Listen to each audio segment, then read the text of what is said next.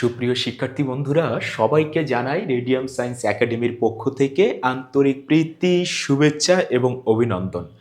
আজকে আমরা কঠিন এবং তরলের মধ্যকার স্পর্শকোণ তথা অ্যাঙ্গেল অফ কন্ট্যাক্ট এবং কোনো কৈশিক নলের ভিতরে তথা ক্যাপিলারি টিউবের অভ্যন্তরে তরল পদার্থগুলোর উত্থান কিংবা পতন এই বিষয়গুলো নিয়ে আলোচনা করব।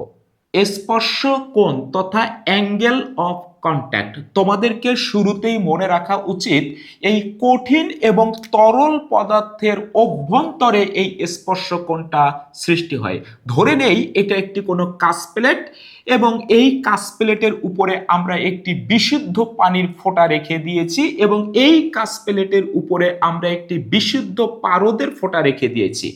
আমরা গত দিনগুলোতে আলোচনা করেছি যে এই তরল পদার্থগুলো সব সময় অল্প আয়তনের তরল পদার্থগুলো এরা গোলাকার আকার ধারণ করতে চায়। কেন গোলাকার আকার ধারণ করতে চায়?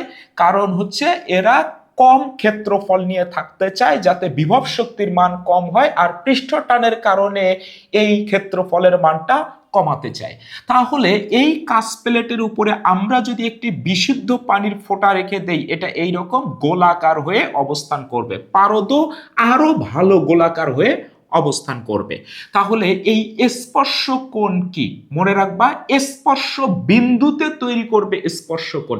স্পর্শ বিন্দু কার কার মধ্যে স্পর্শ বিন্দু? কঠিন এবং তরলের মধ্যে স্পর্শ বিন্দু। এই কাঁচ প্লেটের উপরে যে পানির ফোঁটাটি রয়েছে এটা তো এইরকম গোলাকার হয়ে থাকবে। তাহলে বলো তো, চতুর্দিকে এই রকম অসংখ্য স্পর্শ বিন্দু আছে, অর্থাৎ এই যে পানি কাঁচের সাথে এই কঠিনের সাথে যে বিন্দুতে স্পর্শ করেছে এইগুলা হলো স্পর্শ বিন্দু। যেহেতু ওয়ান ডাইমেনশনাল আমরা চিত্র এঁকেছি, এই জন্য দুইটা স্পর্শ বিন্দু দেখা যাচ্ছে, কিন্তু চতুর্দিকে অসংখ্য স্পর্শ বিন্দু আছে। তাহলে এটা একটি স্পর্শ বিন্দু। স্পর্শ বিন্দু এই তরল এবং কঠিনের মধ্যকার এটা স্পর্শ বিন্দু, এইটা স্পর্শ বিন্দু। এই স্পর্শ বিন্দু থেকে আমরা এই যে বক্র তরল তলটা রয়েছে যেটা গোলাকার হয়ে আছে, এই বক্র তলের উপরে গোলাকার তলের উপরে আমরা স্পর্শক অঙ্কন করব। এই যে আমরা স্পর্শক অঙ্কন করলাম, বলো তো তাহলে এই দিকে স্পর্শক অঙ্কন করা যাবে? এই যে স্পর্শক অঙ্কন করলাম, তাহলে এখানেও স্পর্শক অঙ্কন করা যাবে ওই তরল যে বক্রতলটি রয়েছে তার উপরে। কোথায় থেকে? স্পর্শ বিন্দু থেকে। তাহলে এখানেও একটি স্পর্শক অঙ্কন করতে পারি, এখানেও একটি স্পর্শক অঙ্কন করতে পারি। এই স্পর্শকগুলি এই তরলের অভ্যন্তরে এই কঠিন পদার্থের সাথে দেখো একটা কোণ তৈরি করেছে। তরলের অভ্যন্তরে দেখো এই স্পর্শক কিন্তু তরলের বাহিরেও কঠিন পদার্থের সাথে একটা কোণ তৈরি করেছে, এইটা না, ভেতরে, তরলের ভেতরে। তাহলে বলো তো, এইটাও একটা কোণ তৈরি করেছে, এখানেও একটি তরলের অভ্যন্তরে কোণ তৈরি করেছে। এই যে কোণটি তৈরি করেছে এইটার নাম হলো স্পর্শকোণ, কঠিন এবং তরলের মধ্যকার স্পর্শকোণ। এবং স্পর্শকোণকে আমরা থিটা দিয়ে প্রকাশ করব। তাহলে যদি সংজ্ঞা দিতে হয় স্পর্শকোণ কাকে বলে, আমরা এইভাবে বলবো, কঠিন এবং তরলের মধ্যকার স্পর্শ বিন্দু হতে এই বক্র তরল তলের উপরে স্পর্শক অঙ্কন করলে সেই স্পর্শক তরলের অভ্যন্তরে কঠিন পদার্থের সাথে যে কোণ তৈরি করে সেই কোণগুলোকে আমরা বলি স্পর্শকোণ। এই বিশুদ্ধ পানি এবং এই কাচের মধ্যকার স্পর্শ কোণের মান প্রায়, এইখানে থিটার মান প্রায় ডিগ্রির কাছাকাছি, এবং এই যে বিশুদ্ধ পারদ এবং এই কাচের মধ্যকার স্পর্শ কোণের মান প্রায় 139 ডিগ্রির মতো। কিছু কিছু তরল আছে যারা কঠিন পদার্থকে ভেজায় এবং কিছু তরল আছে কঠিন পদার্থকে ভেজায় না। খেয়াল করো তো, এই বিশুদ্ধ পানি কিন্তু কাচকে ভেজায়, অর্থাৎ কাচের মধ্যে পানি লেগে থাকে, এটাকে বলা হয় পানি কাচকে ভেজায়। কিন্তু এই পারদ কিন্তু কাচকে ভেজায় না, অর্থাৎ কাচের উপরে এই মুহূর্তে পারদ আছে, আমরা যদি কাচটাকে একটু অ্যাঙ্গেল করি দেখব সম্পূর্ণ পারদ এই কাচ থেকে নেমে যাবে, পারদের একটি অণুও কাচের সাথে লেগে থাকবে না। তার মানে পানি কাচকে ভেজায় আর পারদ কাচকে ভেজায় না। তাহলে কোন তরল কোন কঠিন পদার্থগুলোকে ভেজাবে এটা নির্ভর করে মূলত এই স্পর্শ কোণের মানের উপরে। বলতো এই যে তরল পানি রয়েছে এর ঘনত্ব এই কাঁচের ঘনত্বের চাইতে তথা কঠিনের ঘনত্বের চাইতে কম, এবং আমরা জানি এই পারদের ঘনত্ব কিন্তু কাঁচের ঘনত্বের চাইতে বেশি, অর্থাৎ এই ক্ষেত্রে তরলের ঘনত্ব কঠিনের ঘনত্বের চাইতে বেশি। যদি কোনো তরলের ঘনত্ব কঠিনের ঘনত্বের চাইতে হয় এবং এই স্পর্শ কোণের মান যদি 90 ডিগ্রির চাইতে কম হয় তথা সূক্ষ্ম কোণ হয়, সেই সকল তরল এবং কঠিন পদার্থের মধ্যে এই সংশক্তি বলের মান, কোহেসিভ ফোর্সের মান এই আসঞ্জন বল তথা অ্যাডহেসিভ ফোর্সের চাইতে কম হয়। মানে ব্যাপারটা এই রকম। আমরা গত দিনগুলোতে বলেছিলাম সংশক্তি বল কাকে বলা হয় বলতো, এই যে দুইটা ধরো পানির অণু রয়েছে, এই পানির অণু দুটোর মধ্যে যে আকর্ষণ বল এটার নাম সংশক্তি বল, অথবা এই যে কাচের দুটো অণু রয়েছে এই দুইটার মধ্যে যে আকর্ষণ বল এটার নাম সংশক্তি বল, এবং এই যে পানির অণু এবং কাচের অণু এদের মধ্যে যে আকর্ষণ বল এটার নাম হচ্ছে আসঞ্জন বল। তাহলে বলতো এই জায়গাতে সংশক্তি বল অপেক্ষা আসঞ্জন বল বেশি পানি এবং কাচের মধ্যে। তাহলে আমরা যখন এই কাচটাকে আমরা অ্যাঙ্গেল করে ধরবো তখন এই পানির অণুগুলোর ক্ষেত্রে কি ঘটনা ঘটবে বলতো, এই পানির অণুকে বলবে এই তোমার সাথে আমার সংশক্তি বল আছে, চলো আমরা নিচের দিকে নেমে যাই। আবার এই কাচের অণু এই পানির অণুকে বলবে, যেগুলো অণু কাছাকাছি লেগে আছে কাচের সাথে, তাদেরকে বলবে এই তোমার সাথে আমার আসঞ্জন বল আছে, কোথায় যাও। তাহলে কে জয়ী হবে? যার বলের মান বেশি সে কিন্তু ওই অণুটাকে ধরে রাখবে। এই ক্ষেত্রে এই আসঞ্জন বলের মান অর্থাৎ কাচের অণুর সাথে পানির অণুর এই আসঞ্জন বল বেশি। তাহলে এই পানির অণুকে নিয়ে যেতে চাইবে, কিন্তু এই কাচের অণু এই পানির অণুকে বলবে এই কই যাও, ওর চাইতে তোমার সাথে আমার আকর্ষণ বল বেশি। তখন কিন্তু এই কাচের অণু তার কাছাকাছি পানির অণুগুলোকে আসঞ্জন বলের কারণে ধরে রাখবে, ফলে উপরের পানির অণুগুলো নেমে যাবে, কিন্তু যেগুলো কাচের সাথে লেগে আছে সেগুলো কাচের সাথেই থেকে যাবে। তার মানে এই পানি কাচকে ভেজাবে। আবার পারদ এবং কাচের ক্ষেত্রে আমরা যদি দেখি, পারদের ঘনত্ব এই কাচের ঘনত্ব তথা কঠিনের ঘনত্বের চাইতে বেশি, এবং এই জায়গায় দেখো স্পর্শ কোণের মান 139 ডিগ্রি প্রায়, তার মানে স্পর্শ কোণের মান 90 ডিগ্রির চাইতে বেশি, অর্থাৎ স্থূল কোণ। এই ক্ষেত্রে এই আসঞ্জন বলের মান কিন্তু কম হয় কার চাইতে? এই সংশক্তি বলের চাইতে। তাহলে সংশক্তি বল মানে ধরো এই যে পারদের দুইটা অণু রয়েছে, এই দুইটার মধ্যে কিংবা কাচের যে দুটো অণু রয়েছে এদের মধ্যে যে আকর্ষণ বল, দুইটা পারদের অণু কিংবা দুইটা কাচের অণু এদের মধ্যে যে আকর্ষণ বল এটা সংশক্তি বল। আর এই পারদের অণুর সাথে কাচের অণুর যে আকর্ষণ বল এই বলটার নাম হচ্ছে আসঞ্জন বল। বলতো আসঞ্জন বলের চাইতে এখানে সংশক্তি বলের মান বেশি। তাহলে আমরা কাজটাকে যদি অ্যাঙ্গেল করে ধরি, এর আকর্ষণ বলের চাইতে এর আকর্ষণ বল বেশি। বলতো যাওয়ার সময় এই পারদের অণুকে সাথে করে নিয়ে যাবে, এই কাচের অণু এই পারদের অণুকে ধরে রাখতে পারবে না, ফলে একটি পারদের অণুও কিন্তু এই কাচের অণুর সাথে লেগে থাকবে না। তাহলে পারদ কাচকে এই জন্য ভেজায় না, কিন্তু পানি কাচকে ভেজায়। এই কঠিন এবং তরলের মধ্যকার এই স্পর্শ কোণের মান অনেকগুলো বিষয়ের উপরে নির্ভর করে, মোটামুটি এই 3টি বিষয়ের উপরে নির্ভর করে। এই কঠিন এবং তরলের প্রকৃতির উপরে নির্ভর করবে, অর্থাৎ তরল পদার্থটা কেমন এবং কঠিন পদার্থটা কেমন তার নেচারের উপরে নির্ভর করবে স্পর্শ কোণের মান বেশি হবে নাকি কম হবে।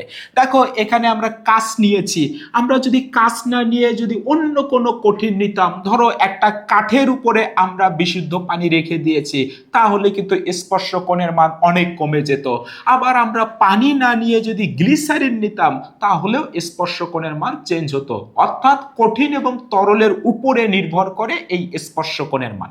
দ্বিতীয়ত এই তরলের মুক্ত তলের যে উপরস্থ মাধ্যম রয়েছে, অর্থাৎ এই যে পানির ফোঁটাটা রয়েছে তার উপরে আসলে কেমন মাধ্যম রয়েছে তার উপরেও কিন্তু নির্ভর করবে এই স্পর্শকোণের মান কেমন হবে। এই কঠিন এবং তরল পদার্থের বিশুদ্ধতার উপরেও নির্ভর করে এই স্পর্শকোণের মানটা কেমন হবে। যেমন আমরা বিশুদ্ধ পানি এবং এই কাঁচ নিয়েছি, এদের মধ্যকার স্পর্শকোণের মান প্রায় 8 ডিগ্রি, কিন্তু আমি যদি বিশুদ্ধ পানি এবং বিশুদ্ধ কাঁচ নিতাম, কাঁচটাও বিশুদ্ধ, ওকে, তাহলে কিন্তু এই স্পর্শকোণের মান অনেক কমে যেত, প্রায় 0 ডিগ্রির কাছাকাছি হতো। আমরা যদি এই কাঁচের উপরে কিছু ধুলাবালি কিংবা তেল লাগিয়ে দেই, তারপরে যদি একটি পানির ফোঁটা রাখি, দেখবো এটা খুব সুন্দর গোলাকার হওয়ার চেষ্টা করছে। আর যত বেশি ভালো গোলাকার হওয়ার চেষ্টা করবে তার স্পর্শকোণের মান কিন্তু তত বেড়ে যাবে। অর্থাৎ কাঁচের উপরে ধুলাবালি কিংবা তেল লাগিয়ে দিলে এই কাঁচ এবং বিশুদ্ধ পানির মধ্যকার স্পর্শকোণের মান বেড়ে যায়।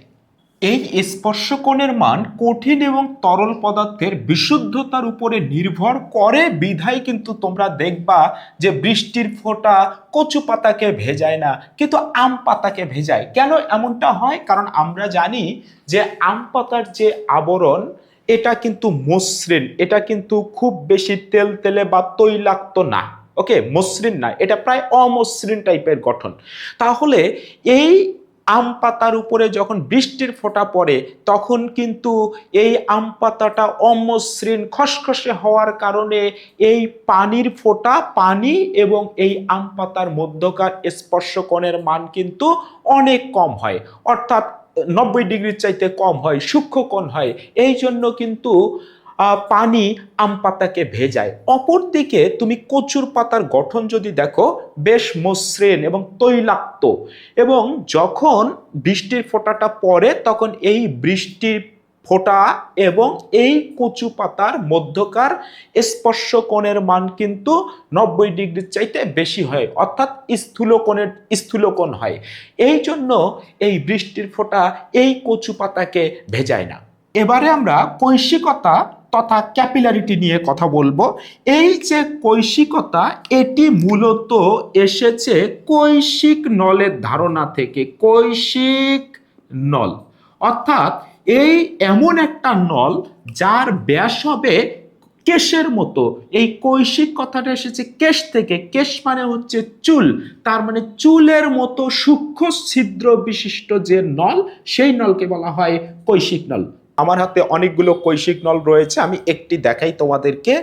দেখতে পাচ্ছ তোমরা, এইটা হচ্ছে আমার কৈশিক নল, অনেক চিকন, এবং এর ছিদ্রটার দিকে তুমি যদি খেয়াল করো তাহলে এটা প্রায় চুলের মতোই সূক্ষ্ম ছিদ্র বিশিষ্ট এই নলটা। এই কৈশিক নলকে আমরা এই পানির মধ্যে নিমজ্জিত করব, পানির মধ্যে এইভাবে আমরা এটাকে ডোবাবো, ওকে, ডোবালে একটা ঘটনা ঘটবে, এবং এই কৈশিক নলকে আমরা পারদের মধ্যে ডোবাবো, তাহলে দেখব অন্যরকম একটি ঘটনা ঘটছে। কি ঘটনা ঘটবে? এই কৈশিক নলকে আমরা যদি এই পানির মধ্যে যদি আমরা ডোবাই, তাহলে দেখব এই কৈশিক নল বেয়ে পানি উপরে উঠবে, উপরে উঠবে, উঠে পানিটা এই রকম অবতল আকার ধারণ করবে, অর্থাৎ পানির যেখানে পৃষ্ঠ আছে তার থেকে অনেক উপরে উঠবে, উঠে অবতল আকার ধারণ করবে। আমরা যদি জটিল মাইক্রোস্কোপ দিয়ে দেখি তাহলে এই রকম অবতল দেখা যাবে, কিন্তু খালি চোখে দেখা যাবে না। আবার এই কৈশিক নলকে আমরা যদি পারদের মধ্যে ডোবাই, তাহলে এই পারদ যে পর্যন্ত ছিল এখানে তো উঠবেই না, পারদটা একটু ওর নিচ পর্যন্ত উঠবে, উঠে এই রকম উত্তল আকার ধারণ করবে, অর্থাৎ অবরোহণ হবে, অবনমন হবে, পারদ উপরে উঠবে না, নিচেই থেকে যাবে এবং উত্তল আকার ধারণ করবে। আমরা মাইক্রোস্কোপ দিয়ে দেখলে এগুলো খুব স্পষ্ট করে দেখতে পেতাম। তাহলে এই কৈশিক নলের ভেতরে এই যে পানির উত্থান এবং অবতল আকার ধারণ করা, এবং এই কৈশিক নলের ভিতরে পারদের অবনমন এবং উত্তল আকার ধারণ করা, এই ধর্মটাকে বলা হয় কৈশিকতা বা ক্যাপিলারিটি।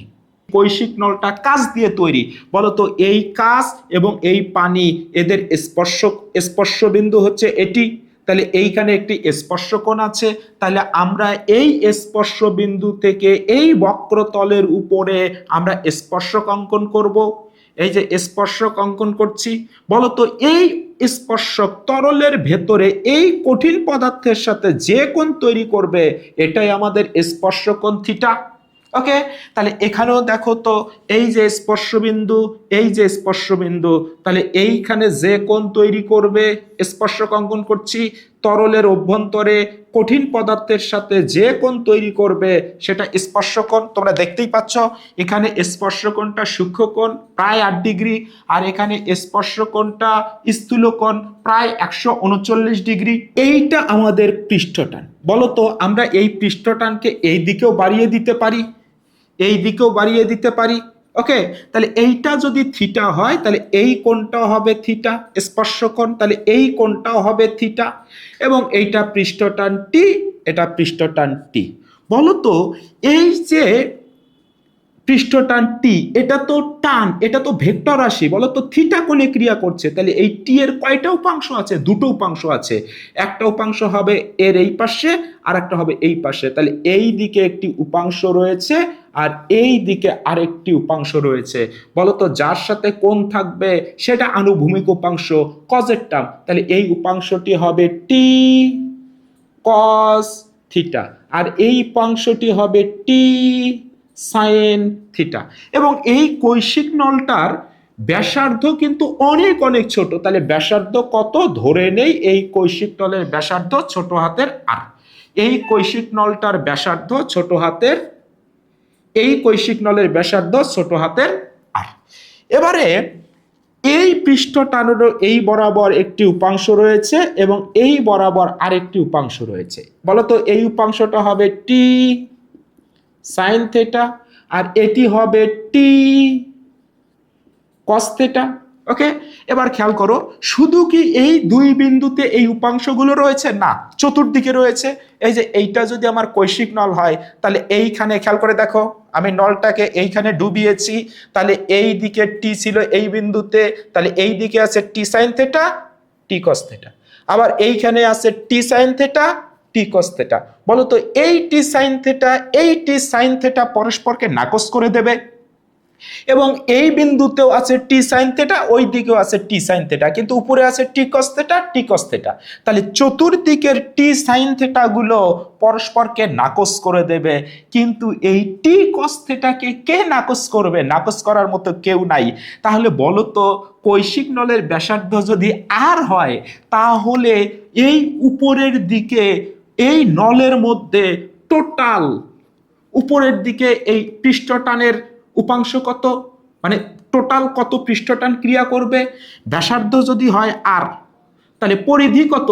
2 পাই আর। তাহলে উপরের দিকে এই পৃষ্ঠটানের মোট টানটা হবে, পরিধি যেহেতু 2 পাই আর, তাহলে এটা হবে 2 পাই আর টি কস থিটা। তাহলে বলো তো এই যে 2 পাই আর টি কস থিটা, এই যে টান বলটা এইটা উপরের দিকে ক্রিয়া করবে, ফলে এই পানিগুলো উপরের দিকে টেনে তুলবে। কতক্ষণ পর্যন্ত পানি উপরে উঠবে? যত পানি উপরে উঠবে সেই পানিগুলোর ওজন আবার নিচের দিকে ক্রিয়া করবে। তাহলে এই উত্থানকৃত পানির ওজন যখন 2 পাই আর টি কস থিটার সমান হবে তখন একটা আর একটাকে নাকচ করে দেবে, তখন আর পানি উপরে উঠবে না। তাহলে যেহেতু 2 পাই আর টি কস থিটা উপরের দিকে ক্রিয়া করে, এই জন্য কৈশিক নলের ভিতরে এই পানি উপরের দিকে ওঠে, অর্থাৎ ঊর্ধ্বে আরোহণ করে এবং অবতল আকার ধারণ করে। অবতল আকার কেন ধারণ করে?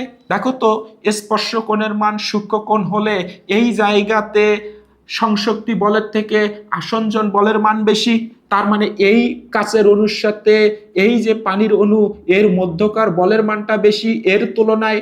তাহলে বলতো এই অণুটা এই অণুকে উপরের দিকে তুলে নিয়ে যাবে, আর এই অণুগুলোর সাথে এই অণুগুলোর আকর্ষণ বল কম, তারা নিচে থেকে যাবে।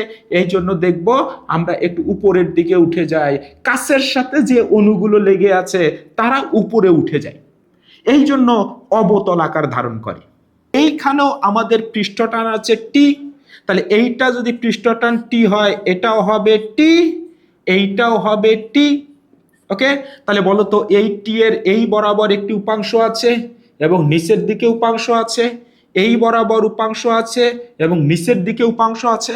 বলতো এই উপাংশগুলো পরস্পরকে নাকচ করে দেবে, কিন্তু নিচের দিকে যে উপাংশটা রয়েছে সেই উপাংশগুলো কি করবে, এই তরলকে নিচের দিকে টেনে ধরবে।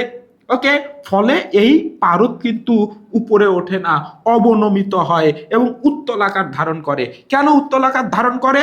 কারণ এই জায়গায় কিন্তু আসঞ্জন বলের চাইতে সংশক্তি বলের মান বেশি।